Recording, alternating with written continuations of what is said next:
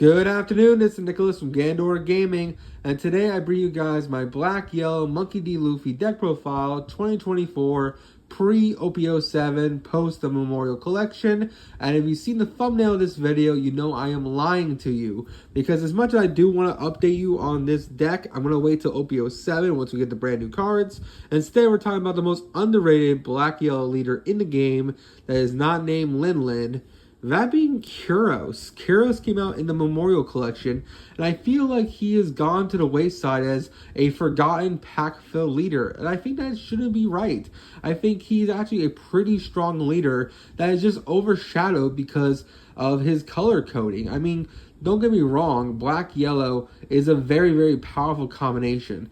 And I think the issue that he runs into is that he wants to play like all the other black leaders, but he has the same color coding as this Black Yellow Luffy, who's the big elephant in the room, because these two leaders do not play the same game. Monkey D. Luffy does not play like any other black decks, and because of that, he's actually one of the best leaders in the game. I think as of OP07 and 8, he's either the second or third best leader in the entire game. I think Rob Lucci is tying with him overall, but I think Monkey D. Luffy overall just beats Rob Lucci, because Black Yellow Luffy just is great into black decks in general, and pretty much is just a really, really scary deck going forward, especially once OP07 comes around. So Kyros has a big issue. That is the fact that he is a black split leader that is competing for a yellow leader and a black leader. Black and yellow are two of the strongest colors in the game besides blue, and the fact that he is competing against Enel, Katakuri, of course his own color-coded friend here, Rob Lucci.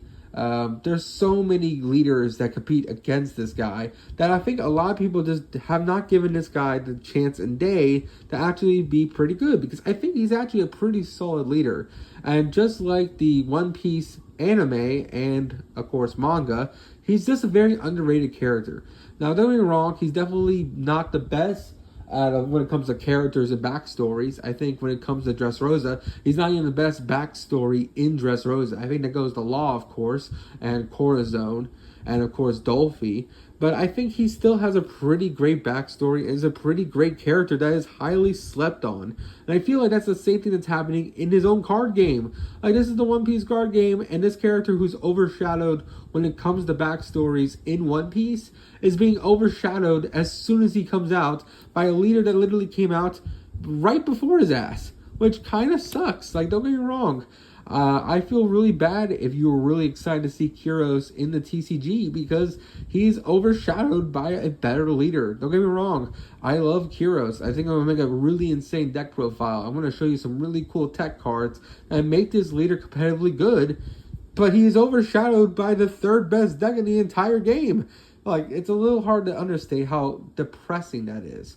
Now, I will say Kyros plays more like Rob Lucci and plays more like Sakazuki than he does Monkey D. Luffy, because Monkey D. Luffy's whole gimmick is playing with your little Luffy, little Sabo, little Ace, and then tributing them into bigger dudes, and then playing this whole completely different game style than any other deck.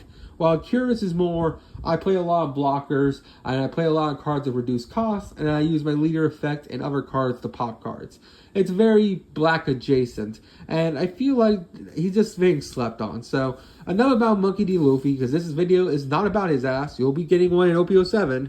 And today we're talking about Kyros, and I feel like, again, he's underrated. I think he's pretty insane. So let's get straight into this. So first things first, what is his effect? I made all this hype around this guy. What does he even do?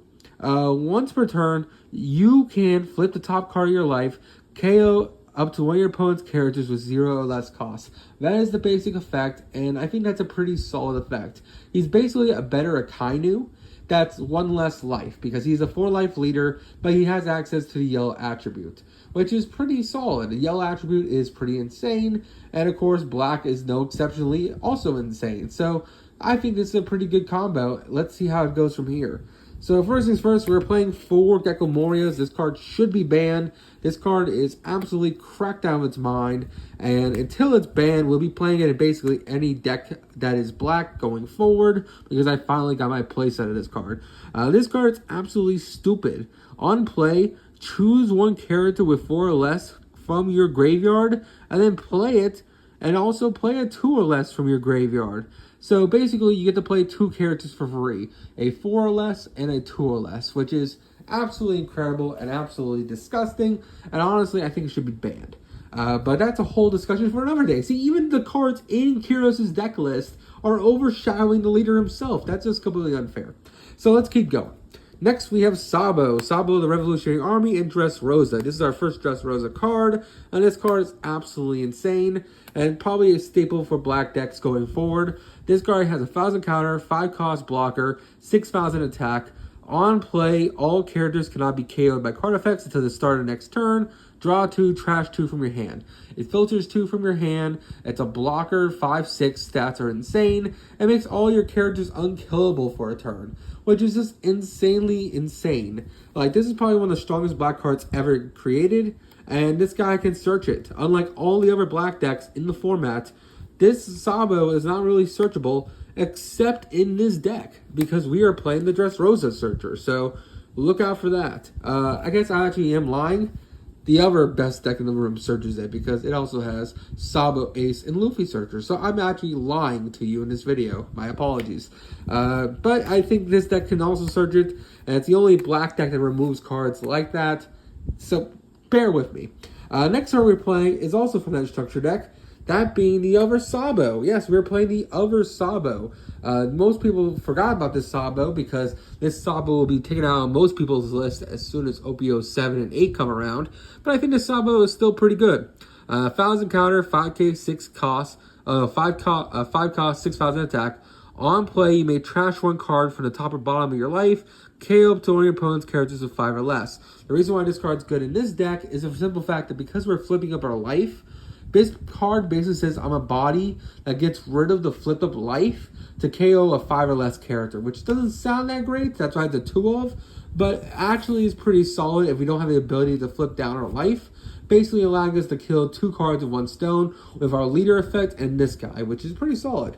Next, we're playing for Olympus. Now, this is a card that we have access to because we are a Dressrosa type leader, and this card's actually pretty insane. This card says, once per turn, give up to one of your opponent's characters -4 cost during this turn, then trash 2 cards to the top of your deck, KO 1 Dressrosa type character. Now, luckily, our Sabo will protect us from that, but there's a lot of little guys we don't mind killing to enable Olympus to go off. This card literally just reads -4, which is absolutely incredible. Next, we're playing for Shirahoshi. I've already rated how insane this card is in all my Black Garp videos, but this is no exception. Shirahoshi is insane for this deck. This card is not only a 4 cost blocker that gives -4 cost on play. You don't have to worry about Rob Lucci or any other red-purple law player removing it, because that does not matter. It already did its best effect on play, which is giving -4 and making your opponent have to deal with it. This card is really, really good and just a staple card going forward. Plus, it's part of the Pink Herald tribe. Just a great card, must play as a 4 of. Next, we're playing for Hina. Hina is insane for this deck. This card is a 3 cost 5k that can be brought back with Rebecca, and literally on play gives -4 Dawn to an opponent's character, which is insanely good. The fact that this card is another -4 cost is incredibly good. It's a 5 cost 3k. What else is not to love? Also, it's another pink card, so there you go. Next, we have for Rebecca, the daughter of Kyros himself, and probably one of the best black cards in the game. This is another card that could be banned, but honestly, I feel like it hurt this deck too much. So I don't think Rebecca will be hit. I think we have bigger fish to fry, if you know what I mean. But this card is also really stupid. This card is a 4 cost 0 attack blocker, 1,000 counter. On play, you may add 1 black character with a cost of 3 or 2/7. Other than Rebecca, from your trash to your hand, then you get to play a 3 or less. So basically, you get to play it, add back a character from your hand at 3 or less cost or 7 or less cost, then play a Hina from the trash or hand, which is pretty insane. Next, we're playing a 4 Viola. Viola is a brand new card that comes out of the Memorial set. This card will be seeing play in not only this leader, but also Blue Yellow Ace. So stay tuned for a deck profile on that. I'm waiting on OP07 to make that deck profile. So stay tuned for that. But Viola is absolutely incredible. This card is a 2-cost, 0 attack blocker that on play, look at all your life, put it in any order, and then basically flip all your life face down, which basically allows you to keep doing Kyros' effect, which is flipping up a life and then KOing a 0 cost. This is just a really, really good card and is a must-have 4 of in a deck. We're also playing 4 one-legged soldier. Kyros himself as a toy is just an insane 2K that is searchable in this deck. This card literally is trash this card and then give up to one of your opponent's characters -3 costs. This is just a very, very powerful effect on a 2K and it's searchable, so why not play it? Finally, for our 2Ks, we're playing 4 Tashigi. There is an in-archetype 2K we could be playing that is searchable off the Rebecca. That guy doesn't really have a good effect. He basically says all Just Rosa type characters can attack other characters on the turn they're played, which is decent, but I feel like Tashigi's just a better 2K.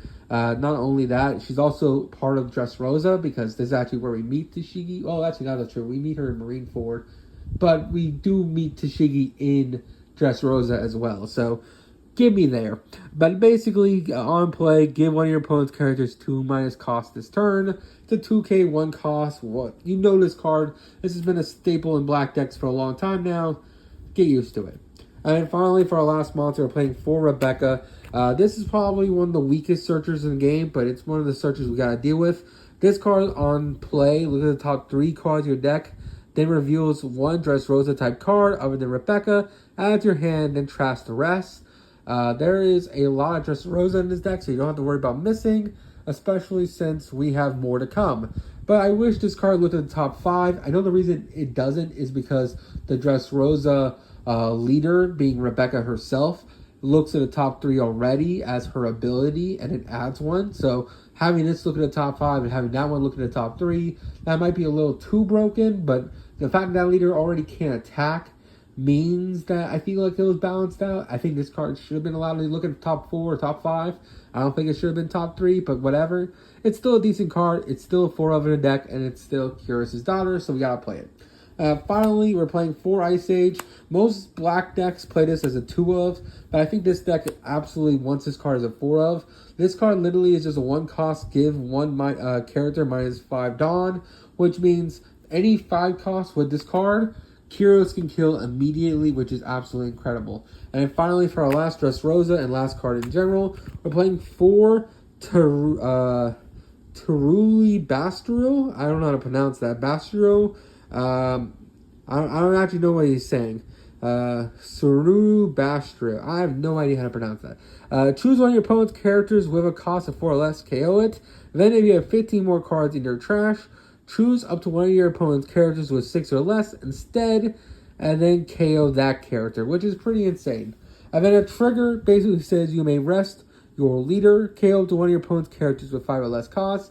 This is a pretty amazing effect, and just overall great card. So that is it for the deck profile. I hope you all enjoy. I hope you guys don't sleep on this leader anymore. Please give this guy the respect he deserves, and please try him out. Tell me in the comments if you like my list, things I should change to improve it, and go from there.